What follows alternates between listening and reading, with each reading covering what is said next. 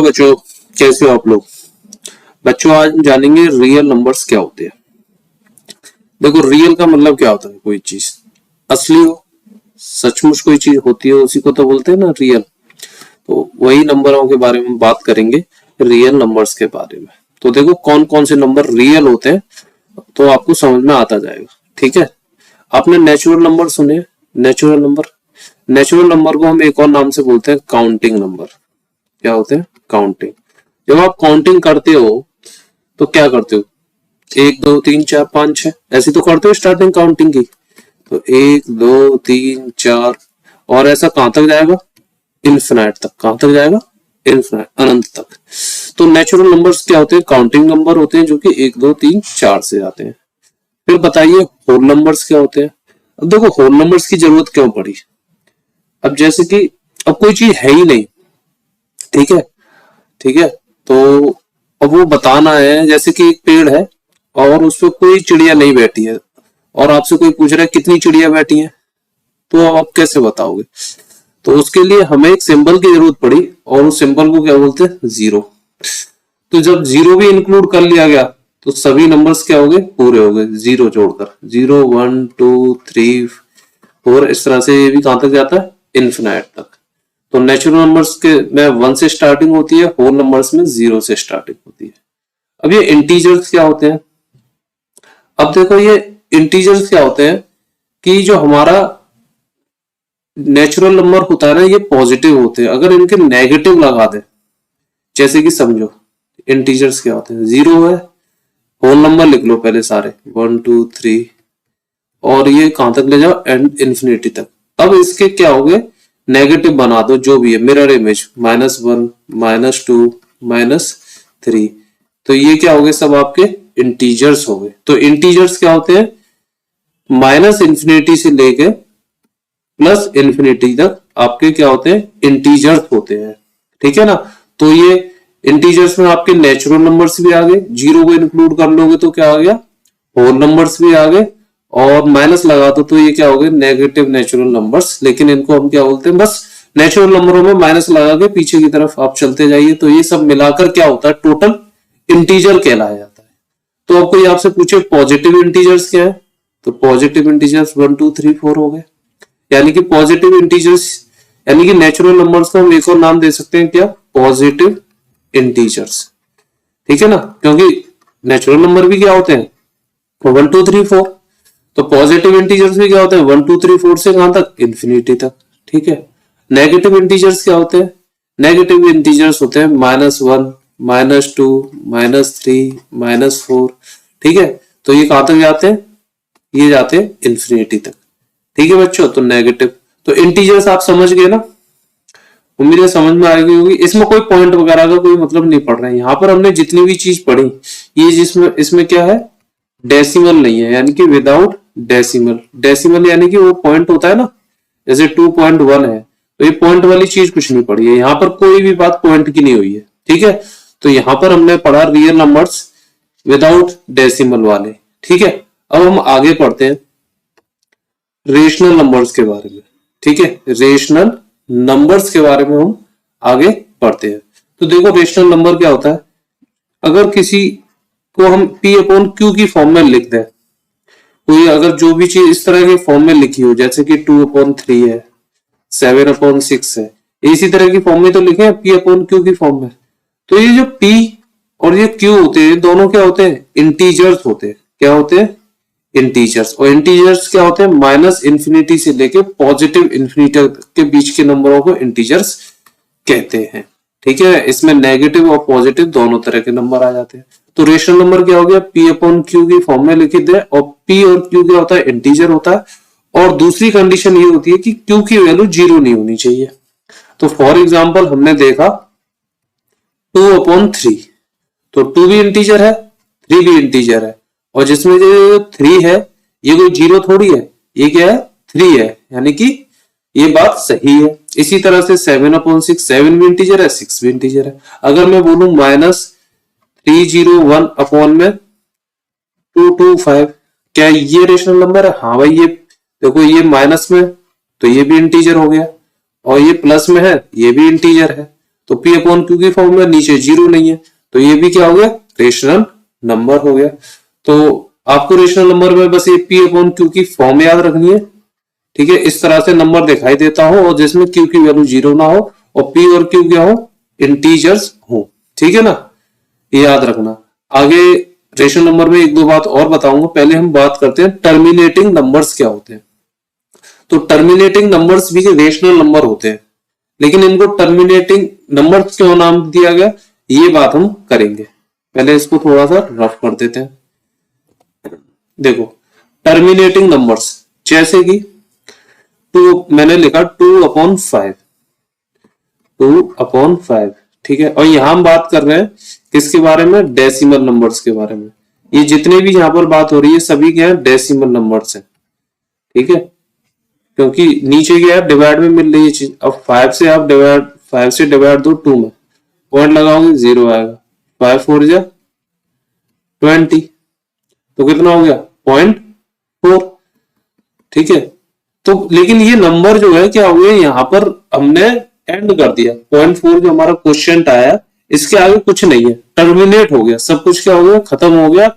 और हमको क्या मिल रहा है यहाँ पर, साथ में रिमाइंडर क्या मिल रहा है, यहाँ पे 0 भी मिल रहा है। यानी कि जब रिमाइंडर 0 आ जाए, चाहे पॉइंट में ही क्वेश्चन क्यों ना हो, लेकिन अगर 0 आ जाए रिमाइंडर, तो नंबर्स क्या होते हैं, टर्मिनेटिंग होते हैं। जैसे फॉर एग्जांपल मैं और आपको देता हूं, 2/5 सिंपल सही है, यही नंबर है एक तरीके से। तो 4 में 5 से डिवाइड दो, कितना आएगा, पॉइंट लगाओ 0 आया, 5 8 या 40, तो ये भी क्या हो गया, टर्मिनेटिंग हो गया, 0.8 आ रहा है। तो इस तरह के नंबर क्या हो गया, टर्मिनेटिंग। लेकिन मैंने कहा था ये सभी क्या है, रेशनल नंबर थे। तो ये देखो 2/5 क्या हो गया, P अपॉन Q की फॉर्म में, और ये भी किसकी फॉर्म में, P अपॉन Q की फॉर्म में, ठीक है। तो टर्मिनेटिंग नंबर समझ में आया। अब हम बात कर रहे हैं नॉन टर्मिनेटिंग रिपीटिंग नंबर्स। अब ये टर्मिनेट तो कभी होगा नहीं, यानी कि इस तरह से रिमाइंडर 0 हमें मिलेगा ही नहीं जैसे यहां मिल रहा था। और लेकिन ये इसके जो क्वेश्चंस में आएगी वैल्यू, वो क्या करेगी, रिपीट करेगी। तो चेक कर लेते हैं, जैसे कि 1/3 है, ये एक रेशनल नंबर है। अब आप 3 से 1 में डिवाइड दो, पॉइंट लगाओगे 0, 3 3 या 9 आया 1, ठीक है। तो एक 0 अपने आप ले लो आप, तो ये आएगा 3 3 या 9, फिर 1 आया, फिर 0 लिया, 3 3 या 9, तो आ क्या रहा है इसका 0.3333, कितना भी एंड तक ले जाओ क्या चलेगा, 333 आता रहेगा। तो यहां पर इसका रिमाइंडर हमें हर बार मिल जाता है, सेम रिमाइंडर। और ये जो क्वेश्चन है ये तो बढ़ता ही जा रहा है जहां तक लेते जा रहे हो, ठीक है। तो ये बढ़ता जा रहा है कहां तक, बहुत दूर तक। तो ये क्या हो रहा है, रिपीट हो रहा है और टर्मिनेट हो नहीं रहा है। टर्मिनेट का मतलब होता है चीज का खत्म हो जाना, तो ये कौन सा हो गया, नॉन टर्मिनेट। तो 1/3 में जब हम इसको पॉइंट में लाते हैं, डेसिमल में लाते हैं, तो ये नॉन टर्मिनेट होता है, खत्म नहीं होता है और रिपीट करने लगता है, ठीक है। तो ये समझ में आया, ये भी क्या है, रेशनल नंबर है। तो यहां तक जो भी हमने पढ़ा, किसके बारे में पढ़ा, रेशनल नंबर्स के बारे में पढ़ा। अब ये जो बात हो रही है, हाँ, तो देखो non terminating non repeating numbers क्या होते हैं, इरेशनल नंबर होते हैं। इसकी स्पेलिंग लिख लेते हैं। जैसे बच्चों, जैसे कि आपने पाई सुना होगा, ठीक है। तो पाई की जो वैल्यू होती है ना, वो कभी खत्म ही नहीं होती है। पाई की वैल्यू जो होती है खत्म ही नहीं होती है, ठीक है। पाई की वैल्यू होती है 3.141592653589793, ऐसे आप निकालते जाएंगे और ये आप इंफिनिटी तक निकालते जाएंगे, आपको कहीं भी नंबर रिपीट होते हुए नहीं दिखेगा, ठीक है। कई वैज्ञानिकों ने, कई लोगों ने अपनी जिंदगी निकाल दी इसकी वैल्यू निकालते निकालते, लेकिन वैल्यू जो है हर बार क्या आई, अलग ही आई। तो 3.1415926535897 और कईयों ने तो वर्ल्ड रिकॉर्ड बना रखा है इसकी, 1000 तक पॉइंट के बाद 1000 तक वैल्यू याद कर रखी है कि इसके बाद क्या आएगा, उसके बाद क्या आएगा, कि 120वें नंबर पे क्या आएगा पॉइंट के, 140वें नंबर पे क्या आएगा। तो इस तरह से ये चीज है। तो पाई एक क्या होता है, इरेशनल नंबर होता है। इरेशनल नंबर क्या होता है, नॉन टर्मिनेटिंग, तो खत्म नहीं हो रहा, देखो चलते ही जा रहा है। नॉन रिपीटिंग, कहीं भी रिपीटिशन नहीं आ रहा है, तो ये क्या हो गया आपका एक इरेशनल नंबर हो गया। इसी तरह से जो आप नंबर देखते हो √2, √3, ठीक है, √14, √10, ये सब क्या है इरेशनल नंबर होते हैं।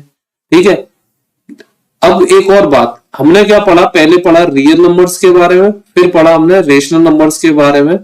मैंने कहा ये यहां तक तो सारे नंबर्स क्या थे, रेशनल थे ये, और पीछे के जितने भी नंबर्स बोले, natural numbers, whole number, integers, positive, negative integer, ये सब क्या है रेशनल नंबर ही है, क्योंकि इनके नीचे हम 1 लगा लेंगे तो कोई फर्क नहीं पड़ेगा, क्योंकि ऊपर भी इंटीजर है नीचे भी इंटीजर है, हर एक में लगा सकते हैं, तो ये सब क्या हो गए रेशनल नंबर्स हो गए।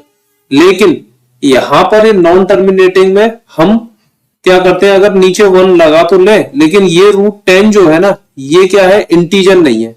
इंटीजर्स मैंने क्या बताया थे, सिंपल होते हैं विदाउट पॉइंट के, 1 2 3 वाले।